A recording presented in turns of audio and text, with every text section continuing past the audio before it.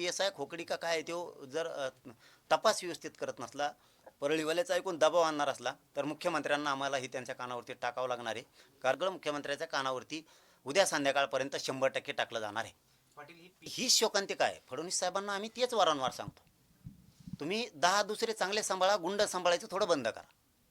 अजितदादाच्या पक्षाकडून त्या परळीला त्याला न्याय दिला जातो, त्या धन्याला त्याच्याकडं बघितलं जातं, परंतु तो तुमचा आशीर्वाद घेऊन इकडं खुनं करतोय. नालायकपणामुळं, यांच्या गुंडगिरीपणामुळं त्याला जीव मुखावा लागलाय. आणि एक बांधव बेशुद्ध अवस्थेत आत्ताही आज 5-7 दिवस झालेत लातूरला तो ॲडमिट आहे. मला एक कळत नाही आहे, स्थानिकचे कोण पूर्वी याच्या अगोदर कोण होते, याच्यामध्ये कोण PSI खोकड का काय, खोकड होती का काय, कोलं होतं का काय होतं, कोणाला माहिती. याला कळत नाही का आपण प्रशासनामध्ये आहेत. एका लेकराचा बळी गेला आहे, कुठल्या तरी आईबापाचं काळीच केलं आहे. आपण आरोपीची कसली कदर नाही केली पाहिजे, त्याला ताबडतोब अटक करून मध्ये टाकलं पाहिजे. त्या खोकडीनं का कोणी PSI का API खोकडी, त्या खोकडीनं ज्या बांधवांना म्हणजे ज्ञानेश्वर भैयासोबत होता त्याला प्रचंड मार लागलेला असून रात्रभर त्याच्या गाडीत घेऊन हिंडला आहे.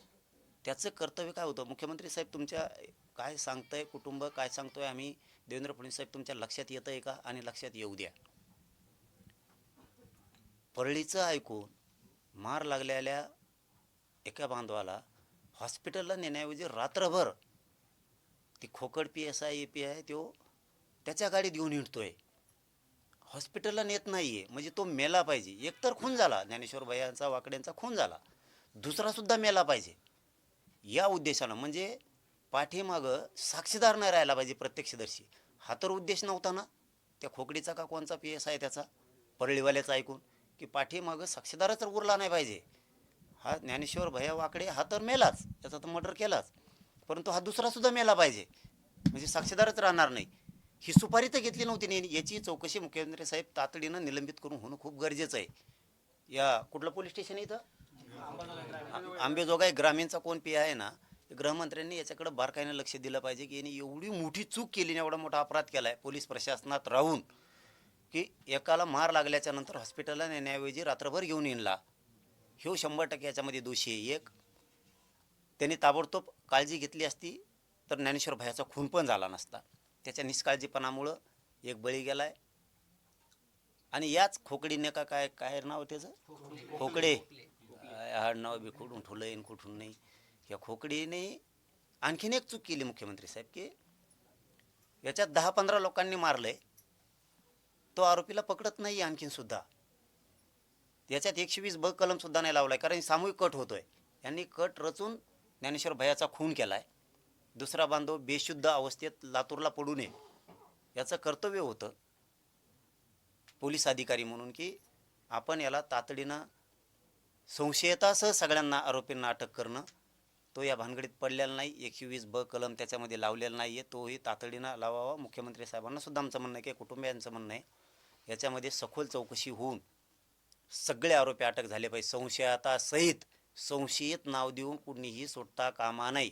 कुणी परळीवाल्याचा मित्र आहे त्या धन्याचा म्हणून त्याला सोडण्यात येऊ नये, ही सुद्धा काळजी प्रशासनानं सरकारनं घ्यावी. नसता आम्हालासुद्धा आमच्या ताकदीनं लढता येतं. पुन्हा प्रशासनाने म्हणून आहे, की राज्यातला मराठा समाजसुद्धा पेटला. कारण जर आमचे लेकरं मरणार असतील आणि त्यांना न्याय मिळणार नसला तर आम्हाला आमच्या समाजापेक्षा मोठं कुणी नाही आहे. त्यामुळं तो PSI त्यांनी काय हलगर्जीपणा केला त्यालासुद्धा याच्यात घेतलं पाहिजे. दुसरा 120 कलम त्याच्यात लावणं खूप गरजेचं आहे.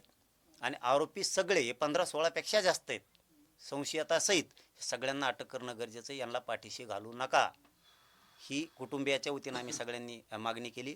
आणि कुटुंबियांनासुद्धा संरक्षण पुरवणं खूप गरजेचं आहे, कारण ते मुलं हॉटेलमध्ये काम करत आहेत. म्हणजे ज्ञानेश्वर वाकडे यांचा जो मृत्यू झाला आहे ते कुटुंबियाचा भाऊ, त्यांचे चुलत भाऊ हे हॉटेलमध्ये काम करतात कुक म्हणून. त्यांना येता जाताना धमक्या दिल्या जात आहेत, त्यांना येता जाताना त्रास दिला जातो आहे. त्यांना शहरात घाटनांदूरला आंबेजोगाईला जायला लागतं. हे गरीब लोक आहेत, यांना जाणून बुजून हे गुंड त्रास देत आहेत. यांच्यावरती मोक्या अंतर्गत कारवाई करून पुढच्या काळात जर यांना त्रास दिला तर त्या सगळ्यांना मोक्यात सरकारनं आणि मुख्यमंत्र्यांना टाकावं आणि या कुटुंबाला तातडीनं संरक्षण देऊन या केचा छडा लागेपर्यंत अधिकाऱ्यांना पूर्ण फ्रीडम दिला पाहिजे मुख्यमंत्र्यांनी, कारण त्यांच्यावरती कुठला दबाव येऊ नये. आणि तपास अधिकाऱ्यांवरती दबाव जर आला तर तपास अधिकाऱ्यांना आमचं जाहीर आव्हान आहे, त्यांनी आम्हाला सांगावं दबाव कोण आणतो, त्याच्यासहित आम्ही जेलमध्ये घातल्याशिवाय सोडत नाही आहेत कोणाला.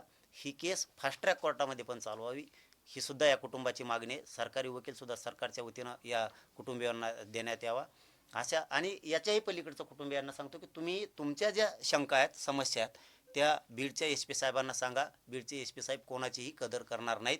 आणि गृहमंत्र्यांचा सुद्धा त्याच्यात उल्लेख करा. तुमच्या ज्या मागण्या आहेत त्या मागण्याचा तुम्ही अर्ज SP साहेबांना करा. त्या पद्धतीनं तुमचा सगळा तपास आणि तुमच्या मागण्याची सगळी अंमलबजावणी करण्याची जबाबदारी आम्ही पण घेऊ. आणि आम्ही तुमच्या सोबत आहेत, कसलीही कुटुंबाने काळजी करू नका.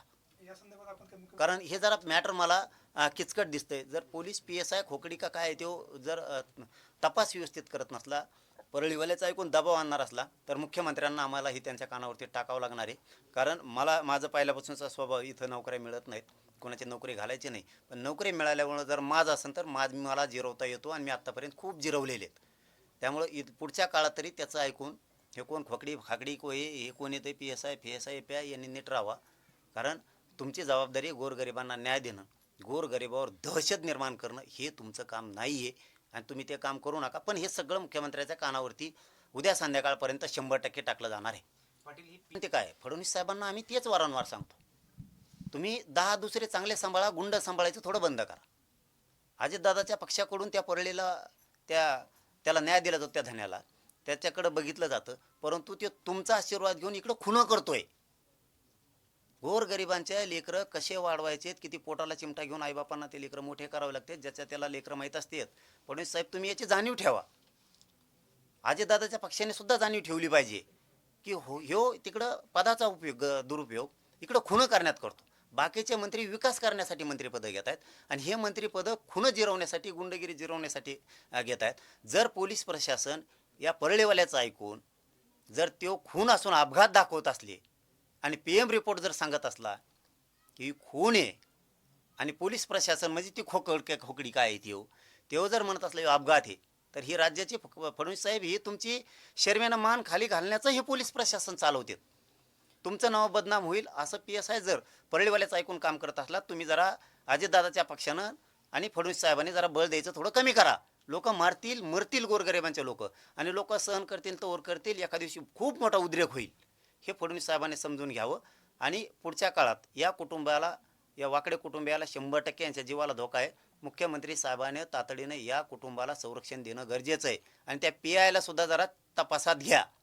आणि मी पण स्वतः मागणी करणार आहे ती. आणि मी एखाद्याच्या मागं लागलो की त्याची काडी लावतो. 100% मी एकदा मागं लागलो की मी सोडत नाही.